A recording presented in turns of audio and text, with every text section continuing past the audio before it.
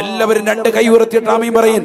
അല്ലാഹുവേ നീ സംരക്ഷണം നൽകണേ അല്ലാ, ഫലസ്തീന മക്കൾക്ക് സംരക്ഷണം നൽകണേ അല്ലാ, വിപത്തുകളിൽ നിന്ന് സലാമത്ത് കൊടുക്കണേ അല്ലാ, കാലുപത്തുകളിൽ നിന്ന് കാവൽ കൊടുക്കണേ അല്ലാ, ഇസ്രായേലി ഭീകരരെ നീ പാഠം പഠിപ്പിക്കണേ അല്ലാ, അവരുടെ ശത്രുത നിന്നിലേക്ക് ഏൽപ്പിക്കുന്ന അല്ലാ, ഫലസ്തീനിലെ ഗസയുടെ തെരുവോരങ്ങളിൽ പിടഞ്ഞു വീണ പാവപ്പെട്ടതാകുന്ന മക്കളുണ്ട്, ചെറുപ്പക്കാരുണ്ട്, യുവാക്കളുണ്ട്, യുവതികളുണ്ട്, അവർക്ക് നീ ശുഹദാക്കളുടെ പ്രതിഫലം കൊടുക്കണേ അല്ലാ, ശുഹദാക്കളുടെ പ്രതിഫലം കൊടുക്കണേ അല്ലാ.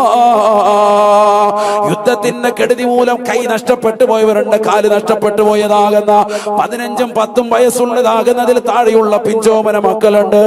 അല്ലാഹുവേ ക്ഷമ കൊടുക്കണേ അല്ലാ, ഖൈറായ ജീവിതം കൊടുക്കണേ അല്ലാ, സ്വാതന്ത്ര്യം അനുഭവിക്കാനുള്ള തൗഫീഖ് നൽകണേ അല്ലാ, സ്വാതന്ത്ര്യം അനുഭവിക്കാനുള്ള തൗഫീഖ് അവർക്ക് നീ നസീബാക്കണേ അല്ലാ. പിറന്ന നാടിന് വേണ്ടി പ്രയാസപ്പെടുന്ന സാധുക്കളാണ്, പരിപൂർണ മോചനം കൊടുക്കണേ അല്ലാ. 178ഓളം പള്ളികളാണ് ഫലസ്തീനിൽ തകർക്കപ്പെട്ടിട്ടുള്ളത്.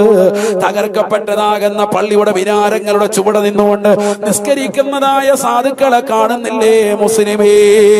ഈ സമയത്തും അവർ നമസ്കാരം മുടക്കിയിട്ടില്ല.